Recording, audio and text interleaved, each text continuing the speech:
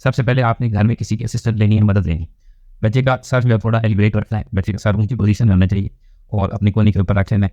اور جس نے ناک صاف کرنا ہے وہ بچے کے ناک کے اندر ایک سائڈ پہ 2 قطرے یا 3 قطرے, یہ عمومی ڈوز ہوتی ہیں, وہ ایک سائڈ پہ ڈال ناک کے اندر آپ نے قطرے ڈال کے تھوڑی دیر انتظار کرنا ہے. اور اس کے بعد یہ بند سرنج لے کے اس کو آپ نے سکویز کرنا ہے, بچے کے ناک سے باہر سکویز کرنا ہے. اور سکویز حالت میں یا اس طرح دوائی حالت کے اندر یہاں پہ بچے کے ناک کے اندر ڈالنا ہے اور آہستہ آہستہ پھر پریشر کو ریلیز کرنا ہے. تو جو ردوت کے اندر نرم ہوئی ہوگی اور جو پانی تھوڑا سا بچا ہوگا وہ اس کے اندر آ جائے گا. اب آپ نے نکال لینا ہے اور سنک کے اندر یا کسی بھی برتن کے اندر آپ نے اس کو واش کر دینا ہے, اس کو ایمپٹی کرا دینا ہے. 1 سے 2 دفعہ ایک ٹائم پہ آپ اس سائڈ پہ کریں گے اور اسی طرح پھر آپ نے دوسری سائڈ پہ قطرے ڈالے ہیں 2 سے 3 جو کہ ٹپیکل ڈوز ہے, اس سے زیادہ ڈالنے کی ضرورت نہیں ہے. اور تھوڑی دیر انتظار کے بعد پھر آپ نے کسی طرح سویز کر کے ناک کے اندر ڈال کے آہستہ آہستہ ریلیز کرنا ہے اور اس کے بعد نکال کے پھر صاف کرنا.